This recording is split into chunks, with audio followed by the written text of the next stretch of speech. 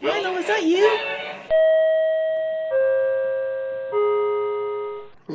There, I think I got it.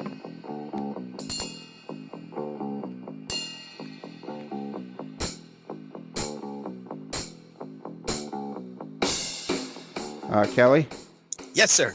Is this the first time we've ever annoyed a guest before we've started the podcast? I think it is.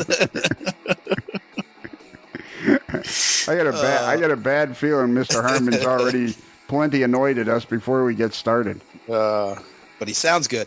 But if you watch his videos, it's so much. See, he's so organized, and he's not used to a bunch of weekend scrapers like us. Yeah, a bunch of goofballs like us. What do you think, Bruce? I think you probably hit it right on the head with that one.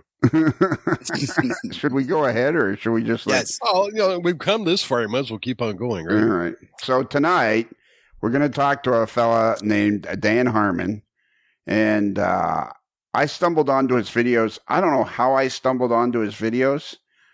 This has got to be like 2 years ago now, but I knew I was onto something when I would sit and watch them while I was eating my dinner.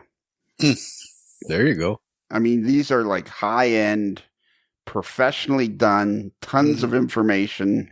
Yep. Fun to watch. Beautiful presentation. And I kept saying to myself, man, we have got to get this guy on the podcast. Little did I know we would annoy the living crap out of him before we do. But it's what we do here. So have you guys watched any of these videos? I have. I know you have. You probably watched them all. I didn't watch them all, but it's just amazing. They're probably the best videos I've seen out there as far as the quality, the professional quality. Yeah. And don't tell him, for God's sakes, whatever you do, when he gets into the studio, don't tell him that I'm actually only like 100 miles from where he is. Oh, wow. This is because that might just drive him right out of the state. Make sure when he gets into the studio, we emphasize that I'm Canadian. My permanent home is just north of Toronto, but I do have a home in Florida that I frequent quite often. Yeah, we're not in the South studio. Yeah, we're in the south. We're in the southern studio right now. Yeah. The spring training studio. Yeah, we're in the spring training studio. Exactly. Oh God. Kelly, will you go down the hallway and get him? All right, let me go down the hallway. All right. Hey, Dan, come on up to the studio. Dan. Hey, you guys. How you doing? So how annoyed are you so far? Not at all. Not one bit. I mean, you guys just have higher standards than what I'm used to. No one yet. I've been on several podcasts now, and no one yet has said, hey, you're not sounding so good. Can you get a better microphone? Can you put on headphones? And that was funny. That's the first time I've ever been dinged for quality control. That's good. That's good. You guys have a certain benchmark that you hold to, and I appreciate that. There's other podcasts? There's a couple out there. Okay, so I don't know what you heard. By the way, before we go ahead, Kelly, did you know that the Rapido Trains is the official sponsor of the AML network? That is so exciting. That is really something. Are you excited about that? Oh yeah, I like the new painted walls. Yeah, we painted the studio blue and yellow. Blue and yellow is beautiful. And once we get those passenger car seats up to the, the studio, I want to sit in one of them. So, they made it to the second floor so far. So yeah, we're up 3 floors there. So, Mr. Harmon, our podcast is called The Modeler's Life, and it's been going for about 8 years. Yeah. And just recently, very recently, a company called Rapido Trains. Because are you a model railroader of any sort? Not at all. I'm in awe of model railroaders, but I just don't have the patience or the wherewithal or the steady hand to do any of that stuff. So I just watch them. Right. And so it's called The Modeler's Life, but it's about the people and the hobby. So anyways, when we speak of this company, Rapido Trains, Just recently, it's one of the leading, if not the leading manufacturer of model railroad products in I guess the world. That would be, wouldn't it, Bruce? Yeah. Definitely heard Because of they're it. North American, they have a UK company as well. So they do all sorts of good stuff. Yeah, boy, they are big time stuff. You see that everywhere at these shows. So so anyways, we just recently entered into agreement, and they are now our official sponsor. We've never had a sponsor before, so we're kind of nervous about that. Well, congratulations. That means you probably just have to clean up your language a little bit and say nice things. Oh, so you have been listening to the podcast. So I got to tell you, I think I kind of have a man crush on you. Well, I'll take them as they come. I'll take whatever I can get. Because I started, like I said in their introduction, I started to watch your videos. I don't know how I stumbled on. Probably like anything on YouTube. You know, YouTube, the algorithm goes, "Oh, you like trains? You might like this." Yep, YouTube is they're spooky intelligent about that stuff and what they think you're going to like, and it usually is what you're going to like. When you start going down a list of videos, and YouTube figures it out pretty quick what your likes are and what your dislikes are, and I've been fortunate to come up in that right hand screen for a lot of people, and a lot of people who are just out of good stuff to watch, so they click on my stuff, and a few people actually like it, so I've been pretty fortunate. Yeah, you got 120,000 subscribers now. Yeah, which is pretty good for our hobby. It's not huge. It's not like barbecue or the cooks or the makeup girl. She's got like Michelle Fan. She's got like 12.5 million subscribers, something like that. Right. Yeah. Huge. But just the same, though, it's like we have with our podcast, we have I don't know, about 10, 12,000 downloads a month. And we know we're impacting, we know we have several 5,000, 10,000 listeners in general. And, that's enough to keep you interested and keep you wanting to turn out a good product. You betcha. In fact, that's a huge motivator for me, and I'm sure it is for you guys too. The more you see that subscription and download number climb every month, the better you want to be at what you're doing, and that's kind of what's been my driving influence over this whole YouTube thing. And so I had just a few folks watching me at the beginning, and it was nice. I'd post something and I get 50 hits, and that was pretty gratifying, and it turned into 100 and then 200 and then 1,000, and it got to be kind of serious, and each one of those marks that you reach, you want to up your game, and it's really gratifying to think people are going to spend 10, 15, 25, 30 minutes of their life watching your stuff, and you want to try to do the best thing you can, and that's kind of what's been my propellant through this whole thing. Yeah, like what railroad detectors do, defect detectors do. You got 220,000 views on that. Yeah, it's crazy. And I've just managed to find a few of those topics that folks really have responded to. So, and how did you start? Like, I'm assuming, like probably all of us, you've probably been a rail fan your whole life. Yes. I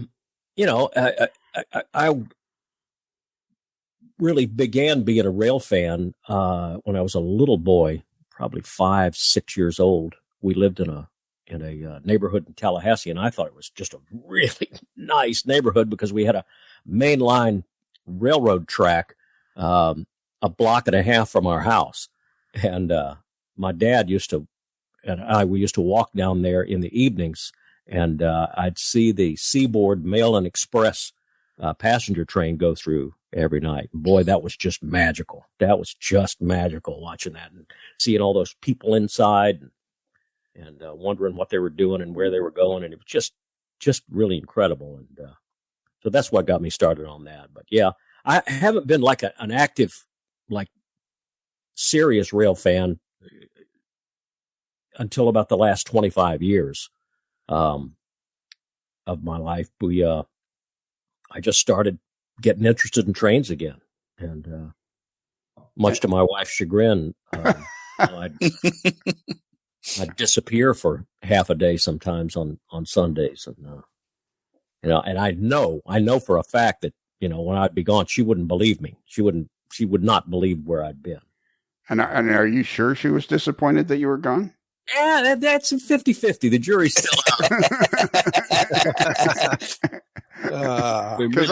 Maybe she knew you were gone and just didn't want to say anything. She's actually been just incredible about it. Because it's a hard hobby to understand if you don't get it, as we say. Because I still get it.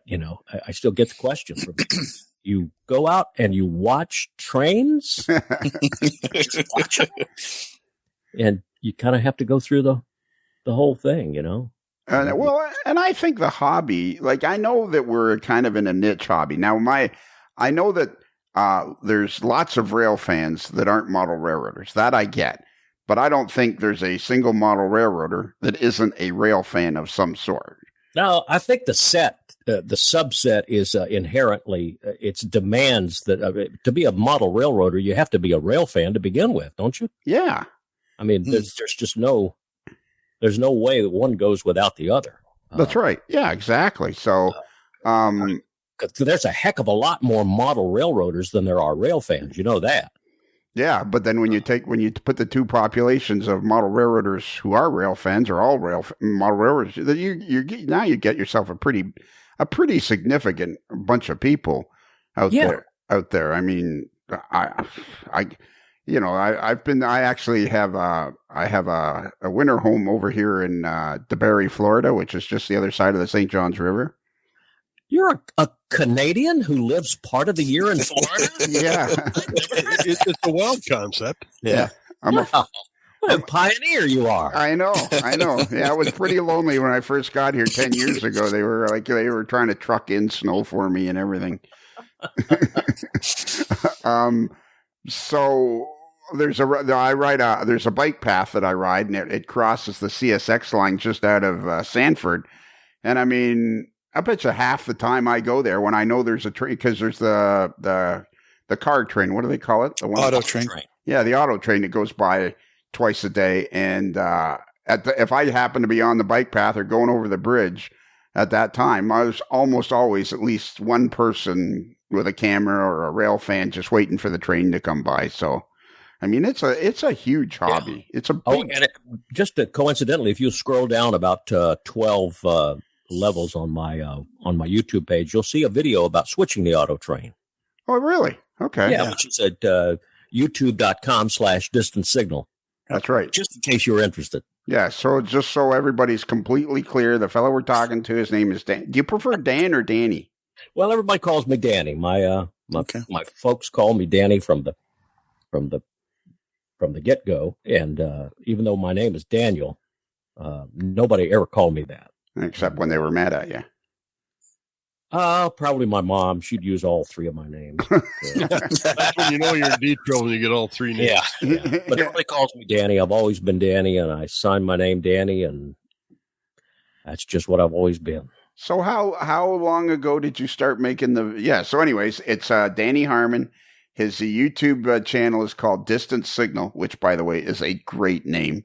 Yeah. And it's just simply you go to YouTube and type in Distance Signal, and boom, there you are. And you have a Facebook page too, don't you? I do. It's Railfan Danny. Okay. The Facebook fan page. Right, Railfan Danny, which I've been there several times as well. I'm like I say, I think I got a man crush on you. And I came to that realization. It was usually, like I say, we've been on the air for 8 years now, and we've interviewed all sorts of people. And the people that I've like, oh yeah, I should interview him, and I'll just like But I kept putting off thinking, geez, I don't know if I'm up to to the level of this fella. But finally I sucked. It's like asking for a first date. Well, I hope it wasn't that difficult. Well, you answered right away, which was very exciting for me. So, so am I making you uncomfortable yet? Not a bit. Not a bit. I'm digging every bit of it. What about you, Kelly? Are you getting uncomfortable? No, I'm excited about this. This is really cool. Yeah, well, I'm jealous of all you guys' microphones, though. You've got these big Shure SM7 mics. No, I've got the low budget ones that. Yeah, we keep giving Kelly the low budget. I keep breaking them. Yeah, keep breaking or tooling them. It still sounds just incredible. Yeah, yeah. Well, we worked on it. You know what? And it's probably the same thing. We want to have that conversation because, when I started this, I literally started this with no other intention of, gee, I wonder what this would be like. And so, I started doing a podcast and with, talking to my model railroad buddies, thinking, half a dozen people listen to it. And, as you say, more and more people start listening. And then as I started going through the years, I started realizing like, well, some of the audio was okay and some of them wasn't great. And then it just became a thing where audio became important to me because the easier it is to listen to, the more enjoyable it is to hear. Well, you got that exactly right. I listen to a lot of podcasts, a lot of news guys, and a lot of political type stuff, and that kind of stuff. Some comedy stuff, and only I would say within the last 24 months, maybe 3 years, have podcasts gotten to what I consider to be a professional level. As far as the quality of them goes, because I listen to podcasts, I don't watch any. In fact, that's what I was wondering about. Was this going to be a video podcast as well? Well, when you saw it, when we first came on, we all had our cameras on, and you saw us, and I guess that you pretty quickly realized there's no way this is a video podcast. Yeah, well, it's like everybody used to say about me, you got a voice, you got a face for radio and a voice for the newspaper. Yeah, well, you're great on camera, though. You are really good. You're really smooth. I've tried a couple of times over the years. I tried to do videos, and I did one, I don't know, maybe 5-6 years ago, where I thought I'd do an update about the podcast, and I'd put it on our Railfan or our Facebook page, and I did it for like 3 or 4 minutes in my garage. And then I watched it, and it was just it's just horrendous. I was just horrible in front of the camera. Well, now you can't be too critical of yourself because there's not a person on earth who records themselves or gets on camera and then watches the playback, and doesn't cringe. There's not anyone. Yeah, but I'm really bad. And there's bad, and then there's me. Yeah. Then these guys laughing but what I did do, what I did do is I increased the speed by about 30 or 40%, and then it was hilarious. Yep. So okay. So when did you start to make these videos? Or first off, let's go with first. When did you start? Well, I'm a TV producer by trade. That's how I've put on the table for the last 40 plus years. And that's kind of what I do. So I had a leg up on this stuff to begin with. When I first got into the railfan hobby really deep, I got some of those VHS videos. This is before DVDs. I got some VHS videos of railfan stuff. And I was watching them. I watched the Pentrex guys and the Green Frog guys and a couple of other guys that I can't remember their company names off the top of my head, but I got quite a few of these things. And as I watched them, I thought, I'll bet I could do that. And I tried to do my first one, and I quickly realized how hard it is. Because in order to make them interesting, you had to, get inside information, about the railroads and that kind of stuff, especially to be on the Pentrex or Green Frog level or Hair and Rail video. level. You know, those guys know all the details about all the trains and all of the railroading operations. And I thought, golly, you got to be in the business to know that stuff. Well, I just started doing research on this stuff, and little by little, it took me 3 or 4 years. I think I made my first video. It was Trains of the Bone Valley, which is the Bone Valley, for folks who don't know, is the phosphate mining operation that is just to the east of Tampa here in Florida. It's predominantly in Polk County, Hardy County, south of Lakeland over there, and it's just phosphate mining. You know, it's strip mining, and they haul almost all of it out by rail. And there were the Seaboard Airline and the Atlantic Coast Line originally in there, and of course that all merged up into what is now the CSX. And I was just fascinated with that whole thing over there. So I made some friends out there and made some contacts, not only in CSX, but also the phosphate mining companies, Cargill and IMC and the other one, which those later became Mosaic. And I made Trains of the Bone Valley, and with a videographer friend of mine, and we put this thing together, and with editing on the weekends and just doing it in our spare time. We finally got this thing together, and the following year we did one on the Tropicana Juice Train, and then we did one on Jacksonville Railroading, which is really the biggest railroading, urban center in Florida.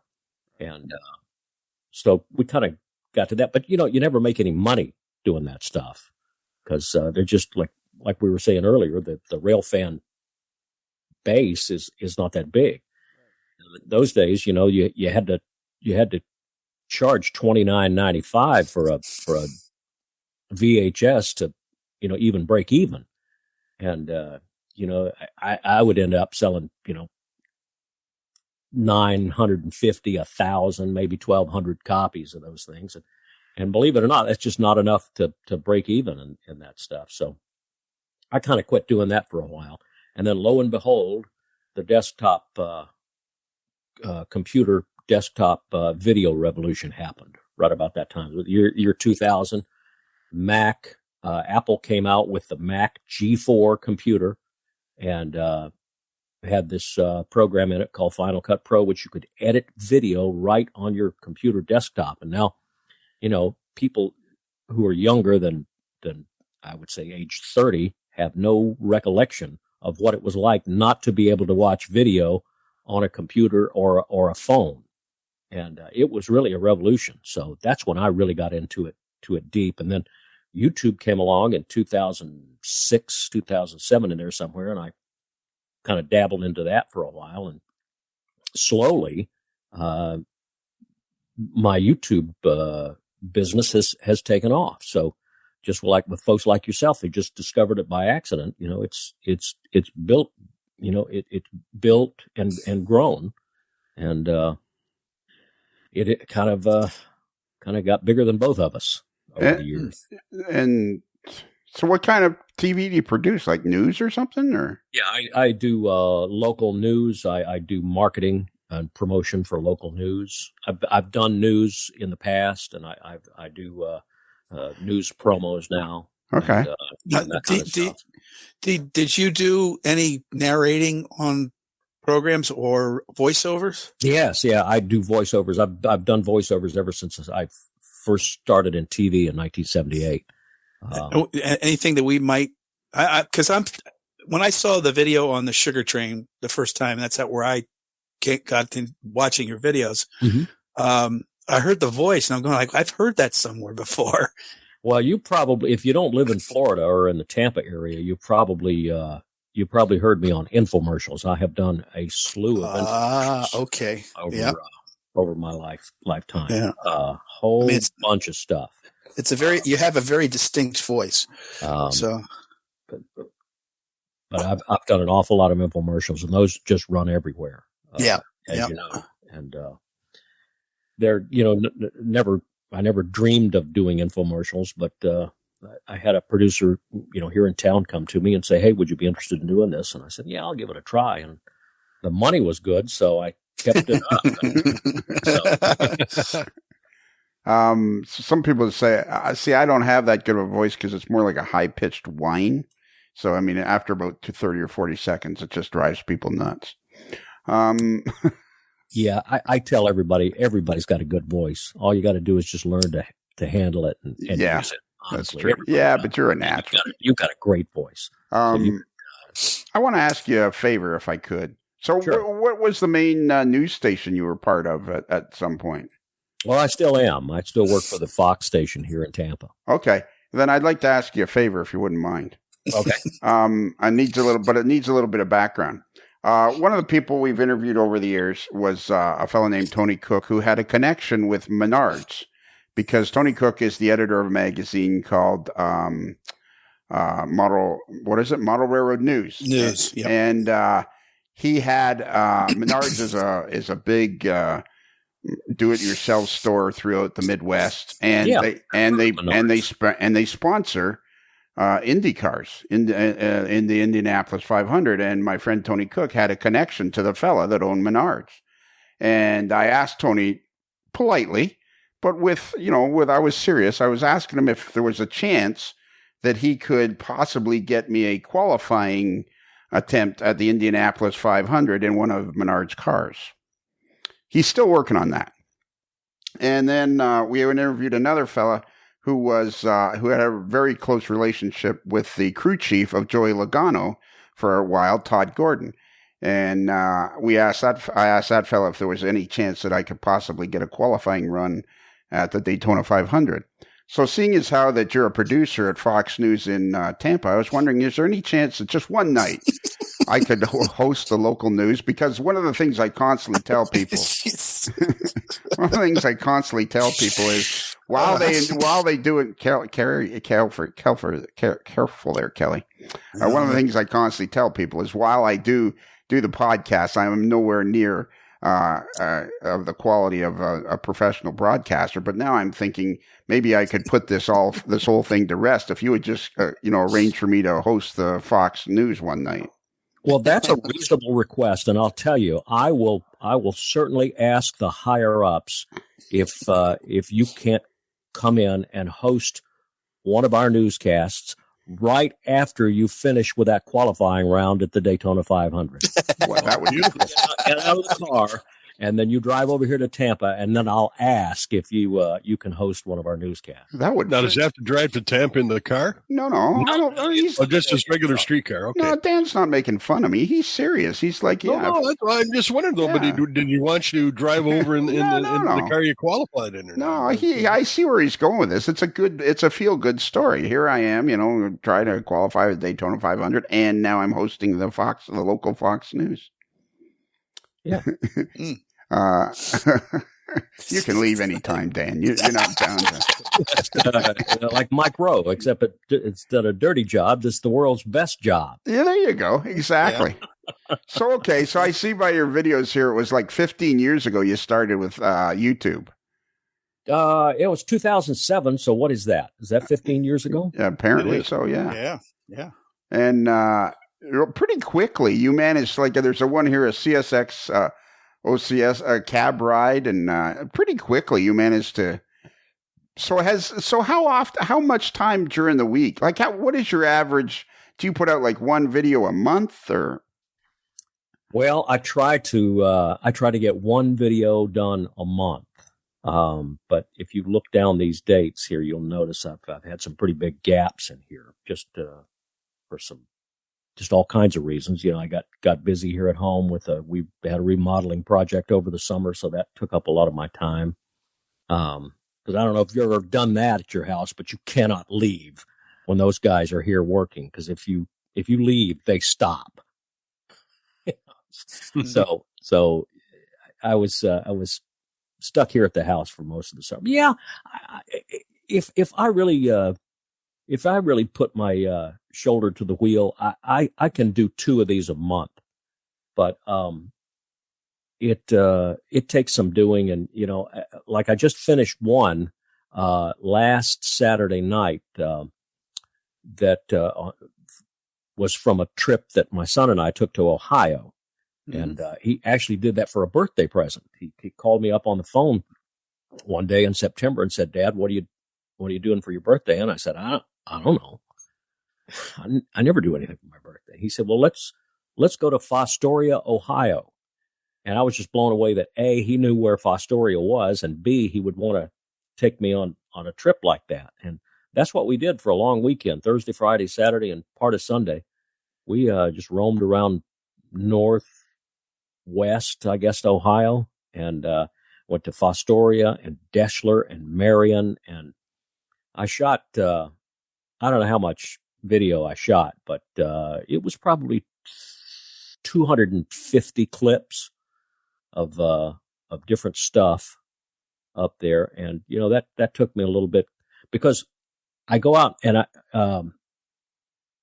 we had an old mantra back in the newsroom. It was called "Shoot first and ask questions later," and that's kind of how I still operate. You shoot first, and you go back and you write a script around what you've got on video, not the other way around. Because you do it the other way around, you're going to come up with big black gaps in your video of stuff that you just didn't get or didn't turn out the way you thought it was going to turn out. So I learned pretty early on to shoot, what I was hoping to get, and then come back and write to that video. And so it usually takes me about a week or 10 days of working a couple hours a night to write a script on one of these things. Then it takes me 3 or 4 days to edit it. And then there's all the YouTube stuff that you gotta do. I have to build a thumbnail, and then I do the narration, and that takes me a night to do that, and then lay down the narration and start laying down the video on top of that. So, if I when I'm free to do this stuff, and I've got the ideas, if I can get 2 of them out a month, it's a good month. Right. So on average, you're looking to hopefully get 1 out a month to be semi-regular. If I'm lucky, I'll get 1 out a month. Right. But by now you've built up such a fan base, really, whether it's 1 a month or one, sometimes it takes a couple of months. It really doesn't matter, because there's so much to look at that. I mean, I know I'm excited when there's a new one out, because, like I say, I think I got a man crush. Well, they're just so good. They're just so. I was going to say, you never know what's going to hit with people. Well, too. Yeah.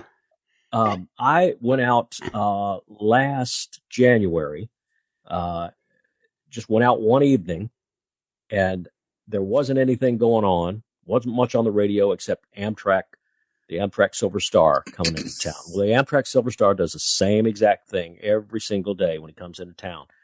He comes down to a place in eastern Tampa called Ybor City, goes onto a Y, turns the train around, and he backs into Tampa Union Station. And so I shot that because there wasn't anything else. I shot that. And I got home and I was watching the video, just a couple of shots that I had. I was just watching them on my computer. My wife came in and said, "What is that?" And I explained that to her, what I just told you guys. And she said, "Well, why don't you make a video about that?" I said, "A video about them just turning the train around and backing in? Nobody's going to watch that." Well, a half a million views later. Views later, yeah. She was right, and I didn't know what I was talking about. So, like you say, you just never know what's going to hit on this stuff. Yeah, well, and plus it's always so quality. But so how long? What kind of a? If you don't mind me asking, so we have one other thing I do have to mention. There's a fella that's very disappointed that he's not here to talk to, and his name is Chris Wayman. And he's been on the podcast a few times, and he's a model railroader. But he was a rail fan. I think he's been a model railroader and a rail fan his entire life. But he has shot over 40 videos for Green Frog Productions. Okay. And he was just like, "I'm going to be interviewing Dan Harmon." "Oh, when are you going to do it?" And I said, "Monday night." "Oh, I'm going to be on the road," because he works for U.S. Express. Oh, my gosh. I wish you'd have had him. I wish he were here, because I would love to talk to him. Well, one of the unfortunate problems with being on this podcast, once you're in, you can't get out. Get out. Yeah. Like a certain hotel in California. Yeah, like every time you try to get out, we drag you back in. So we will arrange for you and Chris to have a conversation one night. I would love that. I would love to talk to I always love to talk to other videographers to see what their, we hear their stories and their experiences over the years, because I know they're probably similar in a lot of cases to mine, but I know there's a lot of differences too. So that's well, the one thing I like about your videos, Dan, is that they're relatively short. They're not like 2.5 hour epic dramas. That they're they're reasonably short. You can easily sit there and pay attention for the 15 minutes max or so is what I've seen. Some of these are maybe a bit more, but to me that's an ideal length of a video. If I want to sit down, I got like 10, 15 minutes, I'll watch one of these. Or I'm going to spend 2.5 hours watching trains go up the hill at some place, and that quickly gets boring after a while. But well, thank you. But your approach, it's kind of like boom, it's it's like the 30 seconds, the 15 second soundbite, in and out, and boom, and that's what you remember, and you keep coming back. Plus, it's educational, because you say a lot about what's going on instead of just saying, "Oh, here's a train," or "Here's this," and it's really, you learn a lot. I took a lot of heat for that when I first got into YouTube, because I'm a TV news guy, and we edit stuff. We don't let video roll. We edit stuff, to keep the pace going. Pacing is the big word in television news, and you got to keep the pacing going. Mm-hmm. And so that's what I do. And I took a lot of heat from rail fans at the beginning.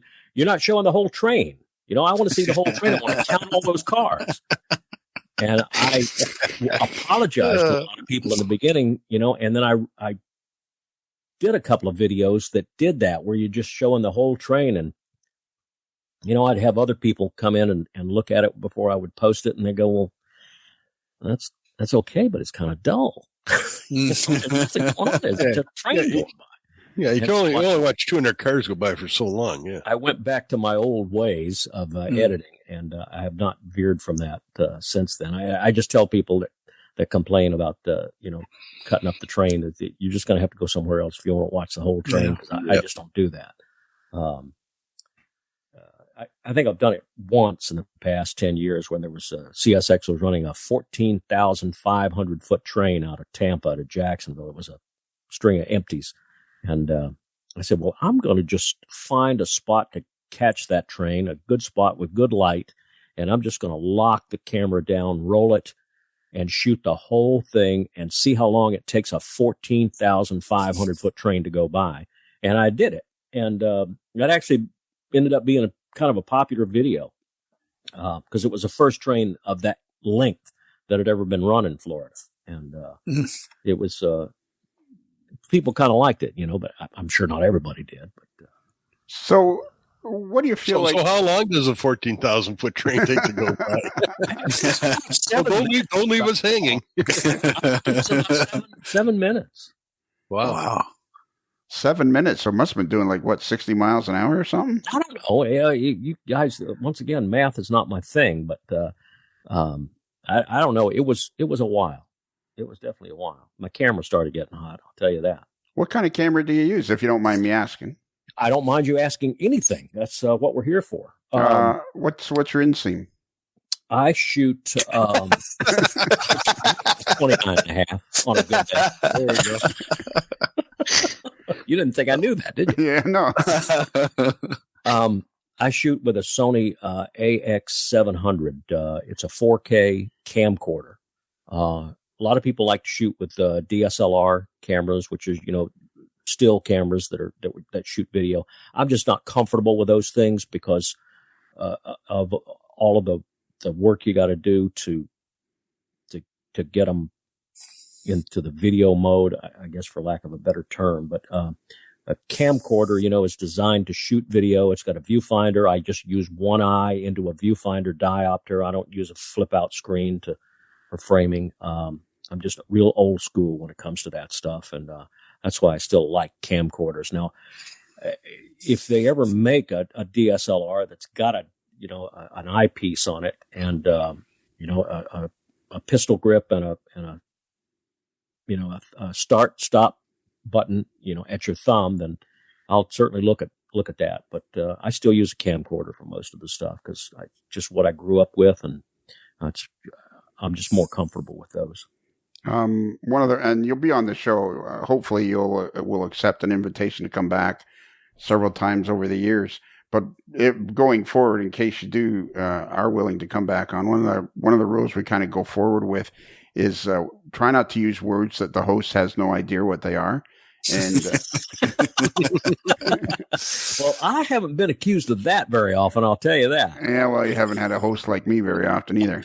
No, I'll definitely come back on this show because you guys, you never know when you're doing a podcast if there's going to be a dog barking in the background or somebody cooking in the kitchen right next to you, or neighbors yelling and stuff. It sounds like he's listened to some of ours. People take pretty loose definitions of what a podcast should be. So I know as the years have gone by, I've kind of gotten kind of anal about the quality because I just think it makes all the difference. It does. It makes all the difference, and you guys are so strict about that, and I see why now because it's so good. Yeah, I mean, this is so much better. I mean, I'm sure. I don't know how long you've been listening to podcasts, but I've been listening to them since the very beginning, since Apple first invented the whole podcast idea in around 2004, 2005, somewhere in there. And I was fascinated with this idea that you could make your own radio show and publish it. Because nothing like that ever existed before. No. And I used to listen to every podcast I could get. There were only, a couple of hundred of them in the beginning. And it was this husband and wife who had a iPhone set up on their kitchen table, and hi, we're the Joneses, and this is our podcast. How are you today, honey? Yeah. I'm fine. I'm great. We got some new coffee cups today? And, after about a minute and a half, you're ready to kill yourself. But you guys really do a good job. Real broadcast quality podcast. So. Well, we got him. So thank you. We got him fooled anyways, Kelly. There you go. Well, if you're in broadcasting, you know that fooling folks is job number one. So the word diopter, like you just say eyepiece. So like That's the eyepiece. I'm sorry. The diopter. I worked with some real professional photographers over my career, and I learned all these terms, and I let them slip every once in a while. Yeah, we kind of try to keep all our words to like 2 syllables or less. I would get corrected if I called something an eyepiece. Can I look through the eyepiece? Well, it's called diopter, but yeah, you can look through it. Well, you sound like you've had an incredibly interesting career. How did you get started then in broadcasting? Loved radio and television ever since I was a little kid. Just loved it. I had a radio. I always listened to the radio at night, and I watched every show there was to watch on television, and it was not so much the content of the shows, but the commercials and the announcers.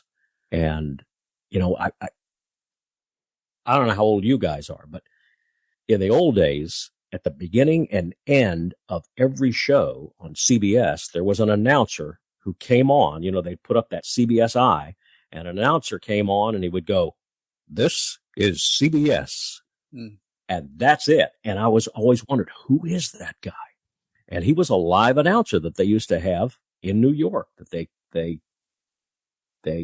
just did that. And they would read some other stuff, little commercial liners and stuff like that. There was a guy during the old Walter Cronkite era. There was a guy named Hal Sims, and his whole job working for CBS television was to go, "This is the CBS Evening News with Walter Cronkite." That's what he did every night live on the air. And I said, that's what I want to do. And so that's kind of how I got into this racket. And so you're saying about our age. Kelly is 104. I'm 43, and we don't know about Bruce. You see, at 43, you don't really remember any of this stuff. I was 43 at some point. some 20. Yeah, at one point in the past, I forget what it was. Yeah, some 20 plus years ago, I was 43. You don't seem. Wow. See now there. See, this is what this is what I sense that you're kind of pleased with our podcast. But you're about to stumble onto what basically the problem is with me being. This is why I'm dying to do the local news one night, is because I almost said, well, you don't seem like a young man to me. I'm not a young man. Which would be totally inappropriate. I used to be young, but I'm not so much young anymore. Yeah, from your pictures, it would be totally inappropriate to say something like that on a podcast. It's okay. So you get into you go to school probably for broadcasting, I'm guessing. You'd sure think so, wouldn't you? Yeah, you didn't? No. Wow. No, I didn't. I studied music in college. You studied music? Yeah. And boy, that was worthwhile too. That was money well spent by mom and dad. So how did you what was your first gig? What was your first job in broadcasting? I visited a radio station in Tallahassee where I grew up and where I went to school and everything. I visited an AM radio station one Saturday afternoon. I was just driving around and they gave the address of the radio station on the air at some contest or something. I can't remember what it was. But I said, I'm not far from there. I'm going to go over there and just knock on the door and see who that is in there. And I did, met the guy. His name was Jim Knight. He was working a Saturday afternoon shift, and he showed me the whole thing of what he did and how the radio stations worked and what disc jockeys did and, all the playing the commercials and playing the records and all that stuff. And, man, from that point on, I was hooked. And I used to go out there every Saturday afternoon and sit with him and just watch him work. And he'd tell me, well, you got to do this. You got to do this after the news, and you got to cue up a record like this, and you got to do this. And just the greatest, he's just nicest guy in the world, and just sunk the hook in me in broadcasting. I was just nuts for radio then. I only wanted to do radio. Didn't care anything about anything else. That's what I wanted to do. And that's what I did until 3 years later, the program director from the TV station in town, we only had one TV station back then, he called me up one day. I was on the air on the radio at that radio station at this point. He called me up on the air and he said, would you like to come out and interview for a job? We've got a opening for an announcer out here. And I said, yes, sir, I would. And I did and got that job. And that set me on a path that I have followed now for 45 years, I guess. Wow. And with no signs of stopping in sight by the sounds of it. Well, not yet. Yeah. Not yet, but you never know. You never know when that big stop sign in the sky is going to come down and hit you. Sure, yeah. But it's something you still like to get up and get doing. And yes, I love the business. I absolutely love the business. And has it been mostly in Florida that you've worked? 100% in Florida. I've had 2 jobs in my adult life.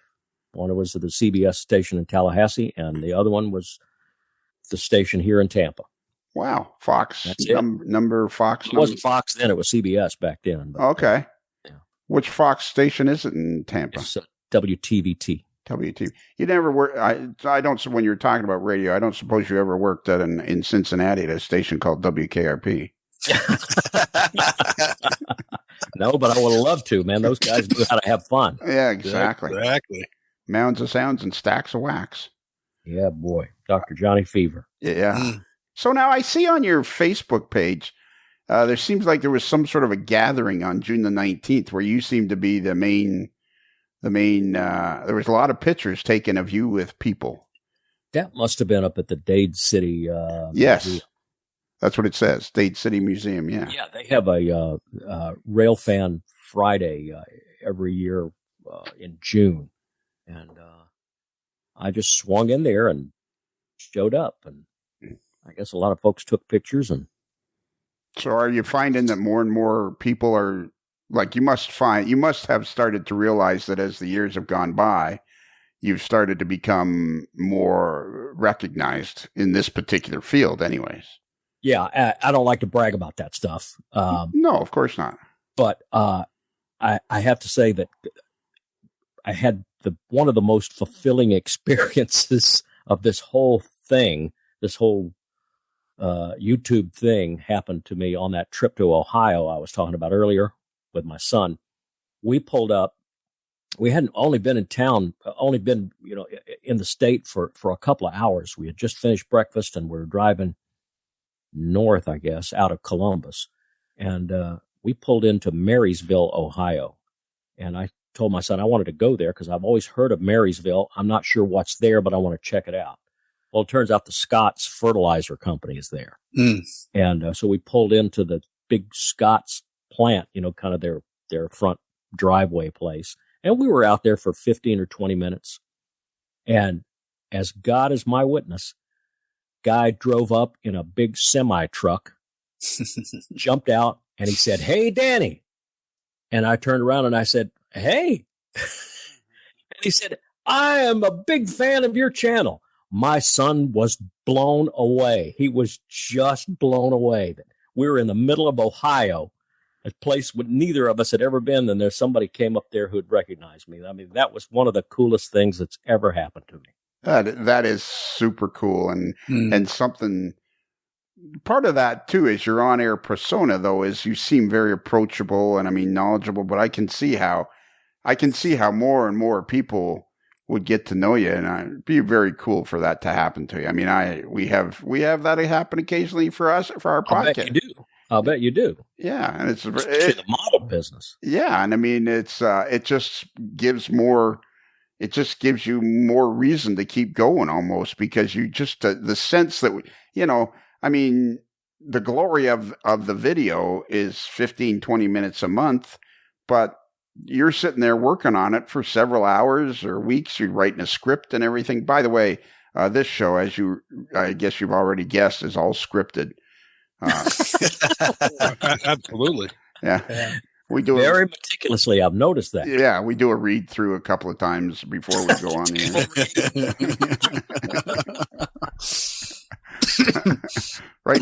Right now, guys, Danny's like slamming his head into the desk going, "What am I doing here?" Danny, this is why we turn the cameras off. Yeah. So we can't see you going, he'll give you the face palm and but yeah, like that's just got to be a huge thrill for you. Like this thing here at Dade City, it seems like there's a lot of people that were anxious to get their picture taken with you. It really was, and it was just so much fun. It just really so much fun to meet all these people, who appreciate the work that you do and appreciate what you do and how you do it, and it's, to know that you're giving something to these folks that they appreciate, and it's really gratifying. So how do you decide? Okay, like obviously the trip to Ohio, that was your son. That was a birthday present from your son because he came up with that idea. How do you are you kind of just driving into work one day and you kind of go, maybe I should go and record some video over here, or maybe I should do this, or do you have a list that you're kind of working from? Or I work from a list. I work from a list. I have a list that I use in the little application Notes. I don't know if you guys are Apple guys or not, but in Notes, all Apple devices have a Notes, and if you link that to your iCloud account, you can pull up Notes if you're on your phone or if you're on your iMac or wherever, and it's always updated the same way. And every time I get an idea about something I could do, possibly a video or a piece of a video on, I put an entry in Notes, and my Notes is now about 5 miles long, and Railfan video ideas. See, that's I'm a Mac guy. Bruce and Kelly they're not that. Well, actually, Kelly, you're a Mac. I'm a Mac. Yeah, I'm definitely exactly. A Mac. Can you spell Mac? MAC. There you go.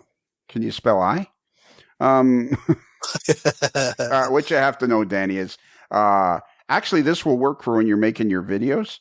If something goes wrong, trackside, or somehow you don't catch the piece of the video you want, or you lose a piece of video, you can just blame Kelly, because that's what we do here. All right, I got that in my notes. Yep, everything is Kelly's fault. Yeah, so for like months. At the top of my list was Dan Harmon. Gotta contact Danny Harmon. But it was like literally like asking for a first date. And that's how popular your stuff is. And Well, you just see, what's the deal with the Key West hat? That's a hat that I got in Key West, of all places, and we were visiting down there, and I loved it because it was a milepost zero hat, and I didn't at that time I didn't know the whole milepost zero thing about Key West. It's milepost zero on US 1, Right. But I'm being such a railroad fan, I saw that and thought, well, milepost zero. I wonder if that's the Henry Flagler. I wonder if that's the FEC thing. So I bought the hat. We were at a very well-known Florida surf shop that has a store in Key West. And it's extremely well-known. You see the billboards all over the state. Ron John. Well, I wasn't going to mention any names, but it may not have been Ron John. Yeah, well, you know what, Bruce? Yes. It's not. Ron John is a popular surf shop in Key West, but you know what's even more popular than that? And all through Florida, Ron John's very popular, but you know what's more popular than that? Rapido Trains, your fast track to model railroad fun? And Rapido Trains, exactly. I have no. So here's my problem, Danny. I started this podcast just for fun. It grew and grew and grew in popularity. Now I have my first advertiser, and I feel like I'm taking money for something that I have no idea what I'm doing. So I think what's going to happen here is I'm just going to be anal about making sure they get their money's worth.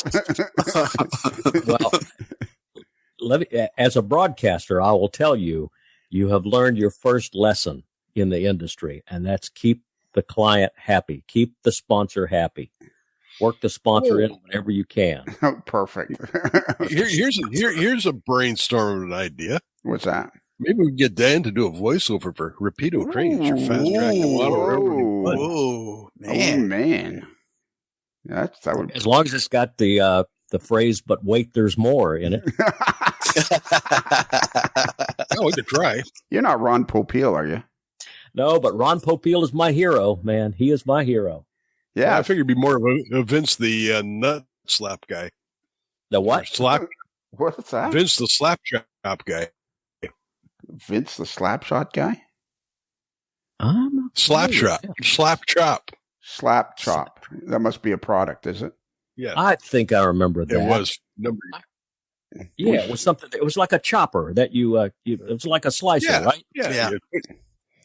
Slices and dices. Yeah, but Ron Popeil was the original slices, dices, really, really works guy. Yeah. And, had the Vegematic Pocket Fisherman. Yes. The Popeil Pocket Fisherman, yeah. Popeil Pocket Fisherman. Of course, the Showtime Rotisserie Grill. Mm-hmm.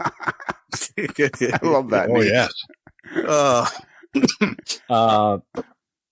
I don't remember what I was talking about now. Well, we were talking about your hat, and you got it at Ron John's. Key West hat. And then I worked in John's down there, and I said, I got to have this hat, Rob. I want this. And he said, Dad, don't get this. I said, why not? This is a great hat. I said, look at the price. Well, it was $29.95. Yeah. And he said, just wait. So I said, all right, but if I'm going to wait, and if you don't get me this hat, I'm going to come back here and get this. Well, we went to the Walgreens on Stock Island, which is the first bridge when you're leaving Key West. Mm-hmm. Went to the Walgreens, and it's the first Walgreens I'd ever been to that has a bait section, a live bait section, with all this live fishing bait. Wow. And they had the same Key West hat there, and it was $6.95. So the hat is the milepost zero hat from the Walgreens on Stock Island. There you go. What's over the let's say the 15 years that you've been doing the YouTube videos, what's the one thing you've noticed about the railroad industry that's kind of stuck out in your head, that whether it's a change or whatever? What's different now than when you first started doing the YouTube videos 15 years ago? The number of trains out there just diminished. Yeah. Precision scheduled railroading has decreased the number of trains, and it's just really had an impact on rail fanning. in what I call the old days, which was, around 2000, 1999, 2000 in there, 2005. You go out just about any time of the day out on the S line, the Seaboard main line, which is CSX's main line into Florida. You go out just about any time of the day and wait no more than an hour and a train would come by. And now you can go out there and you can wait 6 hours and not see a thing. And, then later on in the day, you'll see 3 or 4 of them, but they'll all be 10,000, 11,000, 13,000 feet long. And that's the biggest change that I've seen, in railroading. It's just the advent of precision scheduled railroading, which is basically just big trains, and fewer of them. So how do you find the trains then? Well, you have to have a network, or you have to have the experience of going out there. A lot of guys, there's a lot of guys that have got enough time on their hands where they can go out to the tracks every day and get a feel for, what the traffic patterns are, what time this local works, what time this through freight comes through, what time the intermodal shows up, and have a general idea of it. But if you're just a weekender like me, you've got to rely on those guys, on Facebook groups. I'm on probably 24 Facebook groups, around the country and several in Florida that, they keep up with that stuff. And, that's how I stay on top of it, when I'm going out to shoot. They know when trains are going to run. They know where they're going to be. They know, which ones run when. And, that's what I rely on for my preliminary research. Yeah. Do you use a scanner or any of the software like the CTC scanning software and some of the I don't use ATCS because ATCS doesn't. They switched out of that, didn't they? Can't use that any CSX. You can't scan it anymore.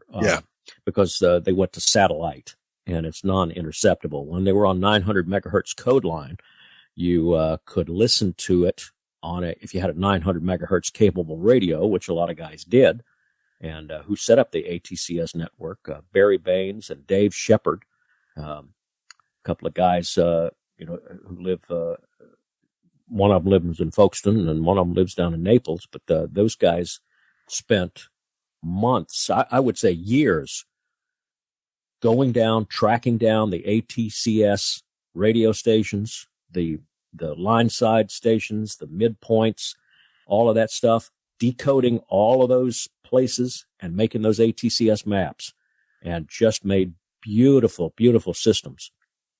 And you could just watch that stuff, for hours.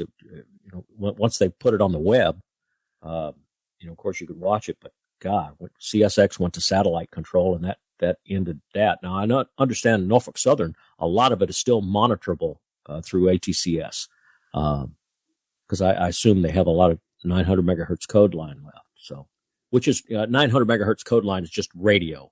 It's just a radio station, by the tracks that transmits that telemetry data, and it's receivable by scanners. If you know how to decode it and convert it into computer information. And that's all I know about that. What a fascinating rail fanning career you've had. I mean, you must kind of look back at it now, where at the spot you are right now, and just kind of, like you said, you were in Ohio, and a guy pulls up and goes, "Hey, Danny," like, you must be kind of just shaking your head, eh? Yeah, and the thing about it is I've just known an awful lot of impressive people, just people who knew just all kinds of stuff about railroading, and then there's the rail fanning parts of it. I've met such really good photographers that are just so skilled at photography and just the mechanics and the artistry of photography, and that's been a real plus. Just knowing those people and being able to talk to them about their craft.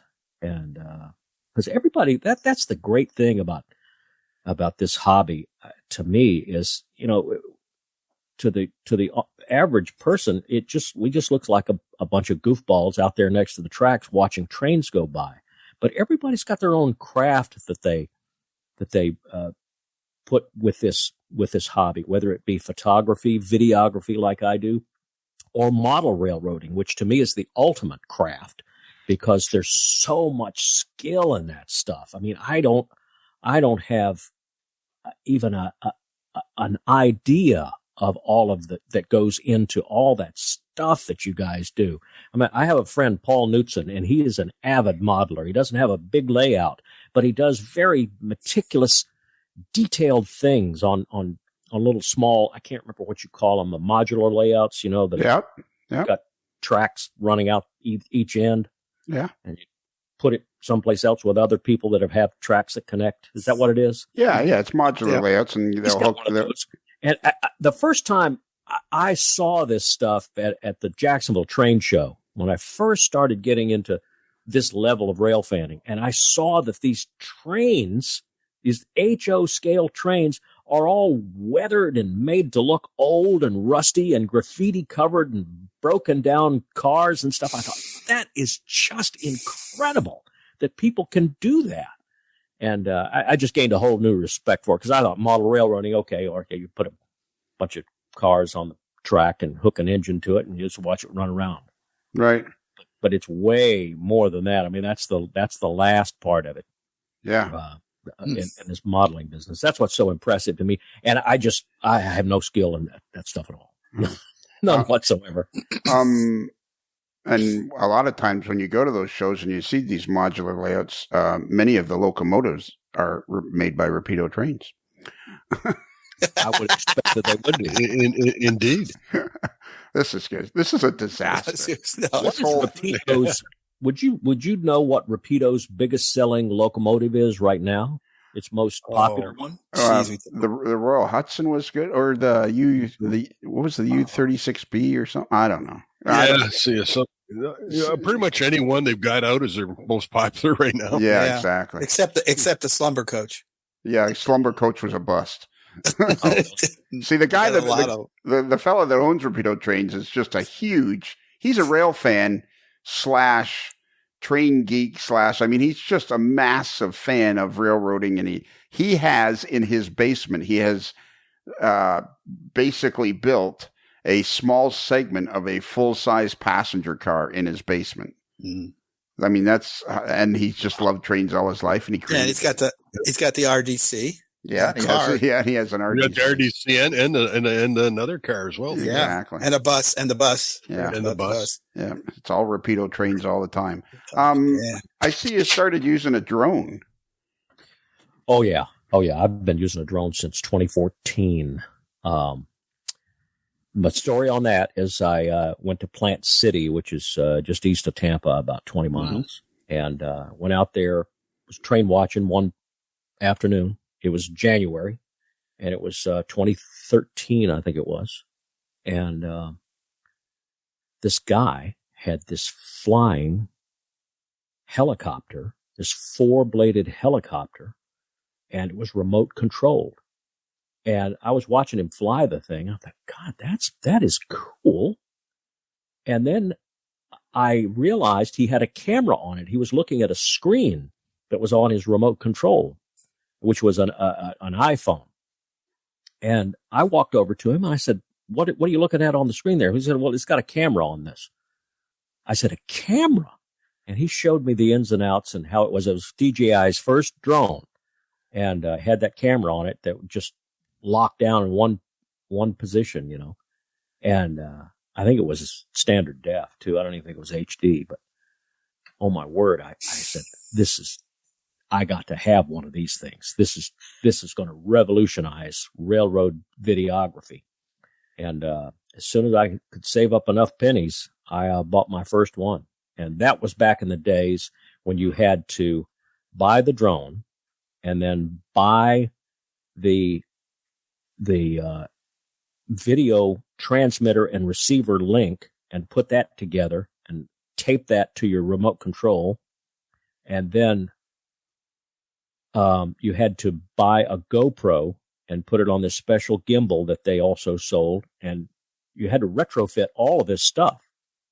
And it actually ended up working pretty well. You had to start the GoPro in record before you took off because you didn't have any control over it. And it still made great pictures. And the following year, DJI said, no, we're not going to rely on GoPro anymore. We're coming out with our own camera. And so I had to get one of those. And so I traded in the first drone for that one. And I'm on my fifth DJI drone now. I'm flying a Mavic, a DJI Air 2S. It's a 4K drone, and it's just as sweet as it can be. I was going to say, I have a question, a two-part question. What was the scariest moment you had out rail fanning or videoing? And also, what was the best video or the best situation you had when you were out videoing? Scariest was no question. This always comes up. I decided one Sunday morning I was out and down it's the Vitus subdivision, runs from Lakeland to Vitus and then up towards Ocala and then out to Jacksonville. But it starts at a place called the Green Swamp, and it was built on a fill. And the fill is about 10 or 12 feet above the grade for about 20 miles. And there's a small signal maintainers road that runs right next to the tracks. And I mean next to the tracks. When you're on this road, your right-hand vehicle tire is on the ties. Oof. And if you move away from it, then you're going to go down about a 10-foot embankment. And for some reason, I thought it was a good idea to drive up this road to try to get a shot of the south end of the siding that was there. And I was up there about a half a mile. And I realized I was there, and I opened the door to my truck. I was going to get out, and I couldn't get out because the hill was there. You know, it was a 10-foot drop. And I thought, okay, this is not good. Signal went green. Just backing up. And I'm going as fast as I thought I could go and still safely stay on that hill. And I managed to get down and back off, in the clearing, with about a minute and a half before that train got there. So that was the scariest thing for me. That was a scary one. The best, I don't know, there've been so many of them. I don't know. There've been so many. And when you get really good video on something, it's usually a surprise. It's not, for me, it's usually a surprise. It's not something like, I calculate and I figure, and I said, okay, the sun's going to be this high at this point. If train A comes by here, then I'll be able to get this on, with good light on the side of it. It never ends up like that for me. It just happens. I'm just looking through the viewfinder with a diopter in case you don't know what that is. That'd be the eye thingy. Yeah, the eye thingy. Eye window. Looking through the viewfinder, and all of a sudden you're just seeing a great shot. I'm thinking, wow, I'm not too smart, but I'm lucky. Yeah, there you go. Some of your videos, you seem to be interacting fairly happily with railroaders doing their job and things like that. Is that something you pursue, or that they realize that you're not just a total goober and geek and they appreciate what you're doing? Or how did that come out in some of them? I see like a cab ride shot and some other shots. I think that you assume I'm a goober and a geek just by my looks. But after I get past that, my practice is always this. When I get up close to where railroaders are working, usually conductors that are switching in a place, they see me. I've got a camera. It's pretty prevalent, pretty obvious. And I've got a video camera there. I've got a big tripod, and I've got the camcorder and everything. And, here I am. I'm pointed at them. And I always stop and kind of walk away from the camera. And I'm saying, hey, I do YouTube videos. I do Railfan videos. Would you mind if I just shot a little bit of what you're doing? If you don't want me to, it's no problem. I'll move along here. But if I could, people would love seeing this. And usually they're good about it. Usually they say, sure, whatever you want to do. Once in a while, I had one guy who was walking a train after a separation, after a dragging equipment defect detector went off, and a conductor was walking a train, and it was a long one. It was like a 10,000 foot train. He was walking. He got almost all the way to the back before he found the cut lever had broken off of the front end, and he had some zip ties, and he was tying that cut lever up. And I said, do you mind if I just take some video of this? He said, I'd rather you didn't. I'm not supposed to be here like this. And he was laying underneath the car. Oof. And, apparently he wasn't supposed to be doing that, but he was just trying to get the thing fixed and get back on the road. And so I said, no problem. I'm not gonna get anybody in trouble. And that's my biggest fear in doing this stuff when I shoot candidly, which is the term for just shooting without somebody's permission, just shooting what somebody's doing without coordinating with them or telling them what you're doing. That's candid shooting. And that's my biggest fear, is getting some railroader in trouble with his boss. Yeah, but it sounds like, though, you take the effort to make the first approach and, can I do this? And they say, no, fine. Do that. Yeah. And that's, I bet you, a good percentage of guys shoot video don't do that. They just shoot away. And then we've seen videos where, a guy would be riding a car and, telling like, don't you guys have anything better to do type thing? And, Yep. but, and I think that goes a long way. You're taking the effort to reach out to them and seek their permission. And if they say, go ahead, then you go ahead. If not, say, fine, thank you very much. Have a nice day and go on. Well, in January of this year, I was out one Saturday just trying to get enough stuff so you get material to make a video of something. I was out east of Lakeland, on the A line over there, and a train had come through, and he was picking up some cars out of a siding there, a siding called Carter's. And I heard them talking with the dispatcher on the radio, so I knew what he was going to do. So I went to the north end of the siding where I knew how to get there. I knew where there was a crossing there. So I went to the north end of the siding. I set up. There's a big clearing out there. Excuse me. And I set up, and I waited for him. And in just a couple of minutes, the train came around the corner. They stopped. The conductor got out and made a cut in the train, and then got back on the bottom and climbed up and rode the train to the north end of the siding where I was. They were going to back in the siding and pick up those other cars. Well, as I was shooting all this, as he was creeping up, to the north end of the siding, and as the conductor came by, I kind of waved at him a little bit. I looked up, from the viewfinder, and I waved at him, and he, just as big as he could be, he goes, Danny Harmon. I watch all your videos. Wow. And it was just the nicest thing. And I thought, God, that is just the nicest thing that anybody could have done to me. And I said, well, I'm taking one of you right now. Do you mind if I shoot what you do? He says, no, you go ahead and shoot. He said, I'll do whatever you want me to. I said, you just do your thing and I'll watch. Just a great guy. So that really warms my heart when I run into stuff like that. That kind of makes it all worthwhile, doesn't it? It sure does. Well, that comes across on the video, though. I mean, I've never met you face to face, although now that you know that we're in the same state, I'm sure you're anxious to get together. Very anxious. Very anxious. I'm not a nice guy, but you never know. But yeah, that comes across in your video. You seem very approachable and a good personality and all that stuff. So, so you've been to Ohio, you've been to Fostoria. Do you have a wish list of places you'd like to go outside the state? Absolutely do. I want to go out west on the Transcon. I want to go to all those places out there. What's that place in Missouri? La Plata, Missouri. Oh, La Plata, yeah. I've heard that's really good. Mike Sears got a camera there. He does virtual Railfan. Yeah.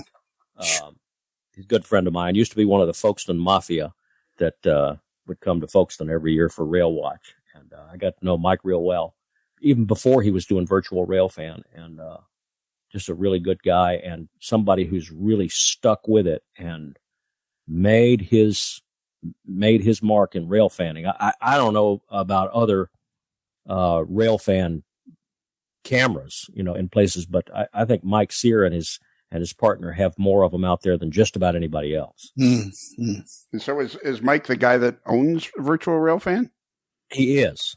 Well, I'm going to have to add him to the list. list. Put him on the top of the absolutely list. Should. He's a good guy, and he's very funny, and he knows all about this stuff. So would it help if I mentioned your name, or? It might. I don't know. Sometimes there's usually a bill collector right behind that name, but you never know. Yeah, so you see, I'm thinking another couple guys Dan could hook up with would be Clem Harris and Mark Hempel. They're shooting all sorts of cool stuff out west there right now with Clem particularly really doing a lot of black and white photography, but they're always out shooting trains out there. And did you mean Chris? Did you mean Chris Brimley? Oh, Chris Brimley. Okay, yeah. There's Chris and Clem. Yes, I get them mixed up. Chris Brimley. Yes, I know. I've seen Mark Hemphill's photo credit in Trains many times. Trains magazine. Yeah. So I'm familiar with his work. That's a class of guys that's just has just shown us all how it's done. When you want to do it the right way and really do quality stuff. Mark Hemphill and Tom Danneman and gosh, there's so many of them. James Belmont. Yes, it's stuff. And one of my friends, Isaac Fulford, he's gotten a couple of photo credits published in Trains. He's out of Pensacola here in Florida, and he's become a really capable Railfan photographer over the past 5 years, and just has made some beautiful stuff. Goes up into the Clinchfield country up there in Kentucky and West Virginia and all that stuff on the Clinchfield and the coal country, and just has done some beautiful, beautiful pictures up there. Well, if you're in Rochelle, Illinois on the second weekend in July, that's when the AML, the Modeler's Life, we call it the AML Network. That's when we have a get-together. We usually have 30 or 40 people show up that are fans of the podcast. So feel free to join us. Second weekend in July? It's like the 16th, 17th, 18th, something like that. Okay. Look that up, will you, Kelly? I'll put the 14th, 15th, and 16th. Is that when it is? Yeah. Yeah, because we get back from England July 7th, which is the Friday. So it'll be the 8th. Yeah, it'll be the 15th, 16th, be the Saturday, Sunday, but then pre-events on the Friday, I'm assuming. So yeah. You're part of the AML Nation now, Danny. Yeah, can't get out. I'm proud to be part of your clan. So how long? Your car must have like 1 million miles on it, doesn't it? Well, it's got 150,000 right now, and I'm just right now in the process of dropping a fresh engine in her. Oh, I had a catastrophic failure here about a month ago, and so I just was getting ready to junk the thing, and a friend of mine called me up and said, "Hey, what are you going to do with that Expedition?" And I said, I don't know. I guess I'm going to have it hauled away because it's dead as soon as I strip my radios out of it and stuff. He said, "Well, you may want to consider putting a new engine in it." And he told me the whole deal about Jasper engines, which I'd never heard of. And apparently they make engines for Fords and, all kinds of makes of cars and stuff. And you can put a fresh engine in a car and a truck like that and save a couple of bucks because the thing is in great shape. Otherwise, I mean, it looks, not new, but fairly new. It's in great shape. But the only thing that doesn't work on it is the engine. Now strip the radios out of it. So have you got a fair amount of radio in it? I have a GMRS radio. I run a Kenwood GMRS. It's a UHF two-way. I use GMRS sometimes just to talk with people. That's the walkie-talkies and the those little things. And I have my Motorola CDM 1550, which is my main VHF radio that I'm used for scanning. I'm about to swap that out, though. I think when I get the truck back, I'm going to swap it out. I bought a Kenwood NX 5400, I believe it is. It's been sitting in a box here in my office for 6 months, but I'm going to put that in, and it's a much newer radio. The Motorola CDM is 20-year-old. It's actually 25-year-old technology now. But I'm going to put this Kenwood in. It's got a color screen on it. It's supposedly a nice radio. My friend CJ Griggs recommended it to me, so I want to put that guy on. So you know what I gotta do, don't you guys? Talk about Rapido trains. No, well that's a good one. Yeah. Rapido trains is the fastest. Yeah, good point. Good point, Danny. Thanks. Well, he's fitting in just right. He's fitting in perfect. No, you're going to hook up with Danny and figure out about scanners and stuff. So you can hook up your bike to go riding. No, I got to make sure I have my portable recorder down here. Oh, there you go. Yeah, and track him, meet him trackside one day and do a recording trackside. On the scene. On the spot interview with Dan. Oh, wow. What time do you usually get up, Dan, to go rail fanning? I'm an early riser. I usually get up. Yeah, that's a problem. You like doing any nighttime stuff? Yeah, you do nighttime stuff. Yeah, it's funny. There's not much to be seen at night, so I don't do much nighttime stuff. No, I get up really early. I like to be out there at the tracks when the sun comes up. So, what time would you get up to head out? Well, it depends on how far I'm going. I went to Jacksonville one time, and I wanted to be in Baldwin, which is on the outskirts of Jacksonville. I wanted to be there at daybreak. So I got up at about 2:30, drove the 3 hours to Jacksonville, and was there by about 5:30, somewhere in there. But I was there in time to catch sunrise. So there's 2 5s in the day? Yeah. Yeah. I tell you, you ought to try it sometime. It's the best time of day. Sunrise is the best time of day. There's nobody bothering you. There's nobody around. Usually cooler. It's much cooler. Yeah, I might be able to do the 2:30 a.m. thing because I'm not in bed yet, so that would work. Well, now the problem with doing it that early is that will slow down the rest of your day. That will put a dent in your energy level long about 2 p.m. Right. So you probably went across I-4 and over to 95 and up 95. No. Okay. I never go that way. I don't like to go through Orlando. Well, if you're ever on I-4 and you get to exit 111, just keep going. You don't want me to come by your house and honk the horn in the driveway? Well, when I watched the one about the auto train, when you were on the St. Johns River there, you were literally like 4.5 miles from my house. Wow. Because I'm, like I say, my bike path runs. You're in DeBerry, you're not far from there. Yeah, runs right along there and it crosses. I mean, they have these spectacular bike paths in Florida where they build a bridge so you pedal your bike and you don't even have to get off and you pedal out, big long ramp. I mean, it's like just spectacular. Well, it's not. It's great. I don't know what. I think we've used up enough of Mr. Harmon's time, don't you guys think? It's been time well spent. I'll assure you that. It's way past my bedtime. So yeah, that's what I thought. I appreciate you guys talking to me. But the other problem is earlier Bruce mentioned he liked your videos because they were short. He didn't like those 90-minute long podcasts. Well, it's different listening to a podcast than it is watching a YouTube video. Oh, okay. Hanging on 90 minutes on a YouTube video is tough, but a podcast, you can do other stuff while you're. Oh, I see. Okay. While you're listening to that. So you just mentioned that in passing then, Bruce? Well, no, it's specifically for individuals. I prefer a short video versus a long video. You got to sit there and watch and watch and watch. Yeah. So anyways, this was cool. You're going to be back. If you accept our invitation, I'd love to have you on with Chris Wayman because he's just dying to talk to you. I would love that. I would absolutely love that. You just let me know when. All right. And give me some advance warning so I can get my microphone all set up. So I can meet the high standards of the Modeler's Life podcast. I appreciate that very much. And I appreciate you putting up with us. I mean, this has been great. You guys are great. Like I say, I just flat out, there's no point in me beating around the bush. I just have a man crush on you. So I'm watching that video now of the auto train going across St. Johns River. That's cool. That's a cool spot right there. It is. That's a great spot. In the morning, the stuff I shot in the morning there, shot that with my iPhone. And how often do you use your iPhone?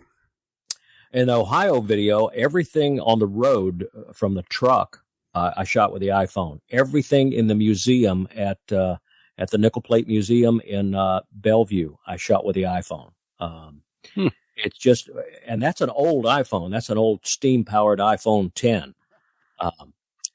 And so it's only a HD. But the new iPhone 14s, or I guess there's a 15 now maybe or something, they shoot spectacular 4K video. And I think the newest one shoots 5K video if there's anything that plays that back. But the phones now, I mean, it's a certain type of videography that you're doing. You know, it's all wide shooting and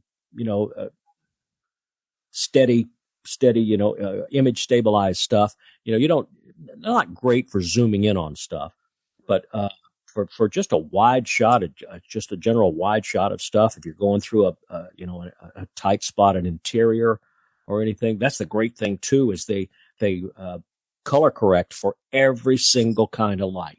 They balance out for every single kind of light, and they'll make it the right color. That's what the old camcorders couldn't do. They couldn't. They said, well, okay, I'm seeing this light. Well, this is what it's going to look like. I think it's white, but I know it's probably red, but I think it's white.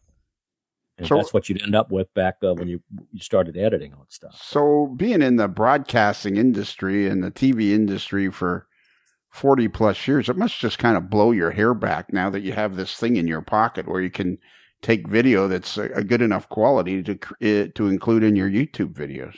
Absolutely. Absolutely. When I first started in this business, in order to get a decent piece of video, you had to shoot it with a device that weighed 25 pounds and cost more than most middle-class houses. I mean, they were expensive devices. The Nikagami camera would set you back $70,000. Right. And, you just didn't have one, a hobby schmo like me just didn't have one of those. So, yeah, this new age of stuff has revolutionized the whole communication thing.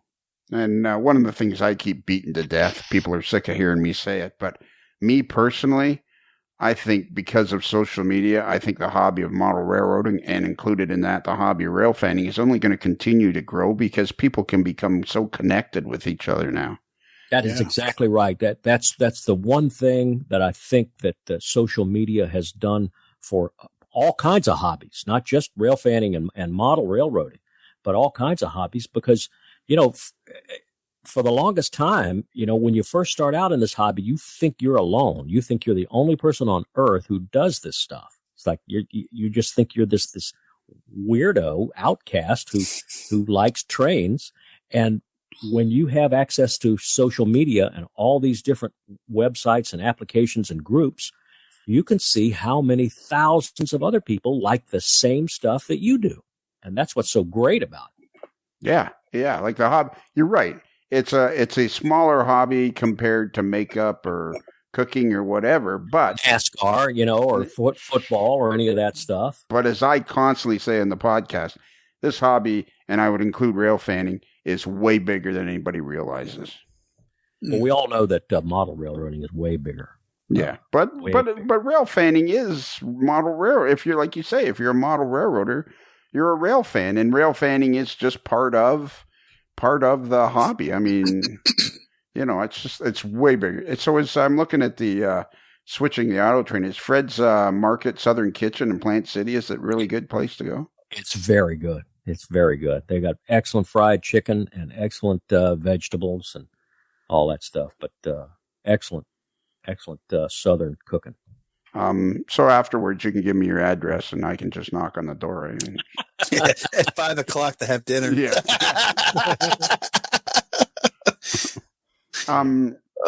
So okay. We'll finish with this, because I know the thing that I like about this podcast, the main reason we started this podcast was to find out about people. model railroading and rail fanning is the glue, but primarily it's about the people. So what's a typical day for Danny like tomorrow? What happens tomorrow? You go into the station and what do you do? Well, COVID forced us to have to work remotely there for about a year and a half, and I'm still working remote in the mornings. I start my day out about 7, working, and I write a couple of things for the station in the morning, and I'll get there about 10 o'clock, and we'll shoot those things with the anchor talent, and then I'll hand those off to some people who will edit those into products that will run during the day. And then, sometimes I'll have shoots after that with other stuff. And, other times I'm doing other, administrative type stuff. But, I go into the station about 10 o'clock and, work for most of the day, as much as I ever did. Do you do much work in the field or no? Yeah, I do quite a bit, in the field. We shoot a lot of stuff, different promos and different, anchor things and, different, campaigns, weather and news campaigns and things like that. And, we're shooting pretty routinely in the field. I don't want you I don't do that. We have a photographer who does that. Right. Yeah. You're the producer. I don't want you to beat it to death, but I think like if you started this week and there'd be like a couple of times where, you're shooting something and you turn to the cameraman or the on-air guy and go, geez, I met this guy and I'm just wondering if this piece might be perfect for him. And if you kind of keep working that in over the next few months, maybe eventually somebody will want to know who it is. Just right after you get out of that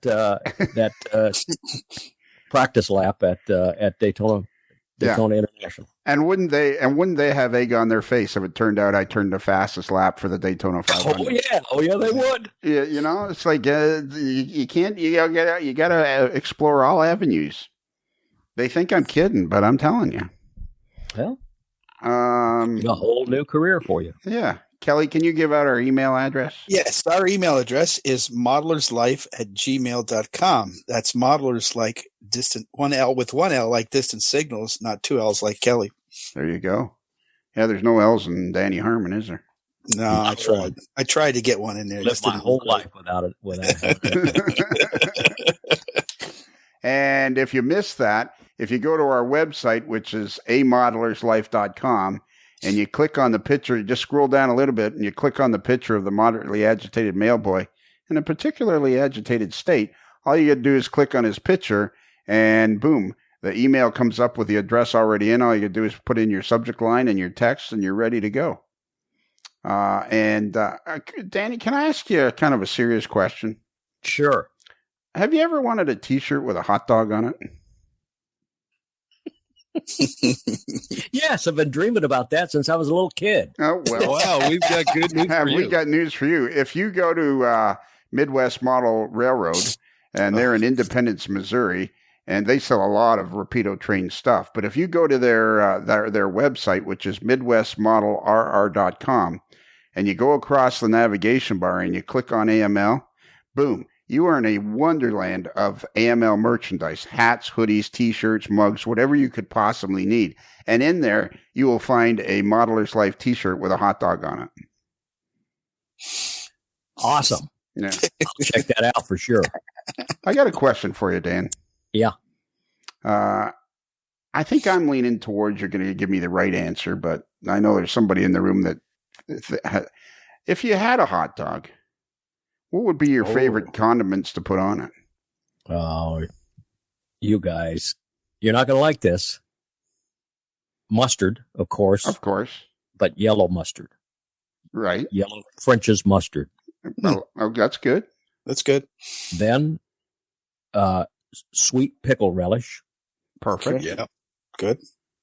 And then Heinz ketchup. Attaboy, well done. Well done, my friend. An enlightened person.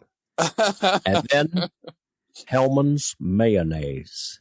Ooh. You know, if you'd stopped at the relish, you would have been in perfect shape. I knew it. I think don't think you should have ketchup on your hot dog after the age of 8. To be honest with you. Yep. See, that's the problem. As I never matured any further than the age of 8. I prefer to think you're enlightened and can make your own decisions. And I don't consider chili a condiment. That's why I didn't mention it. But I like chili on my hot dogs too. Well, by the time you're finished, can you even see the hot dog? Not really. That's the way I like it. And I'm assuming you go to a lot of Tampa Bay Lightning games. I do not. I'm not a giant hockey fan, so I don't go to a lot of Lightning games. But all of my friends do, and everybody I know does. I mean, the Lightning are just the biggest thing in town right now. Would it have killed you to say, "Oh yeah, for sure"? I would, but people would have seen right through that. I can't even tell what those guys are doing down there on the field. People just stand up and cheer, and I don't even know what they're doing. I don't even know what's happening. If people will stand up and cheer, and I can't even tell where the puck is. Pushing. I'm not a hockey guy. Pushing a puck. Sorry about that whole Tom Brady thing.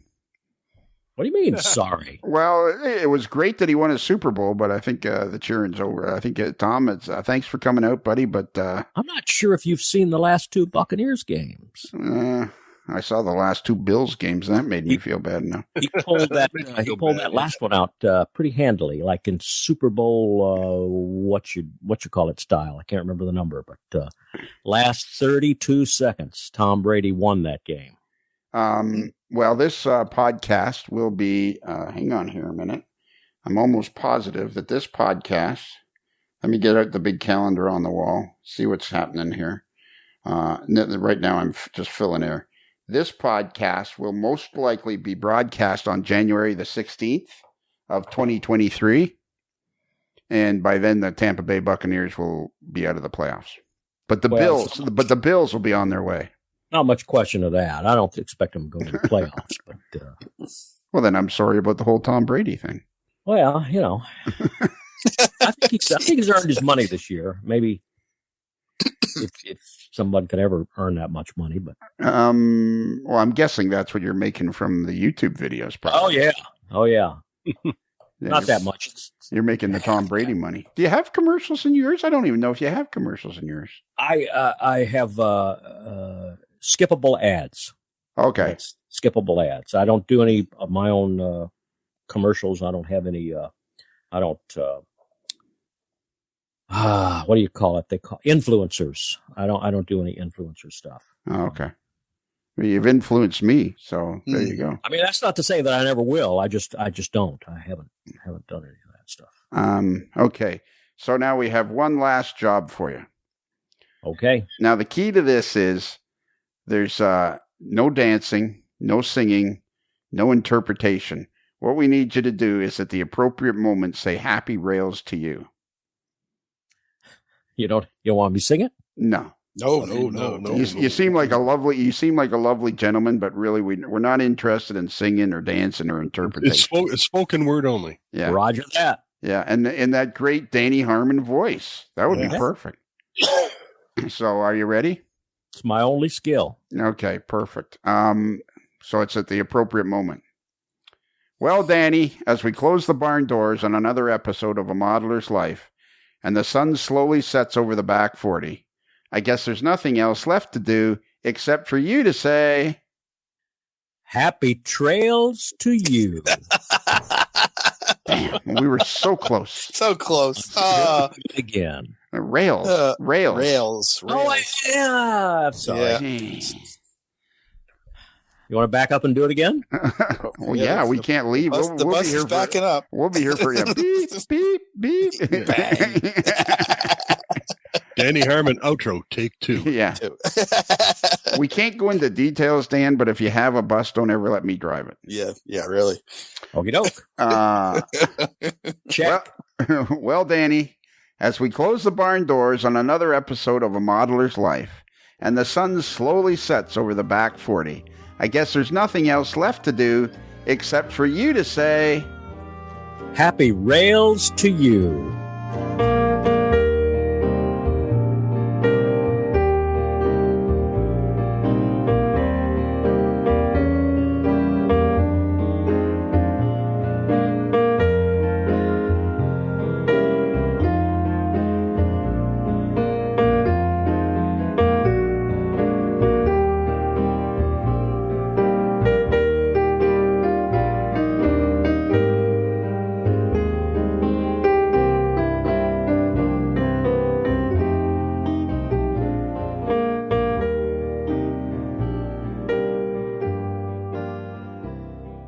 While in Busted Knuckle, guests of a Modeler's Life podcast stay at the Casa del Sol Motor Court and Inn, where late night dancing at the Rumba Room is a magical event to be experienced. It's another Lincoln Homer.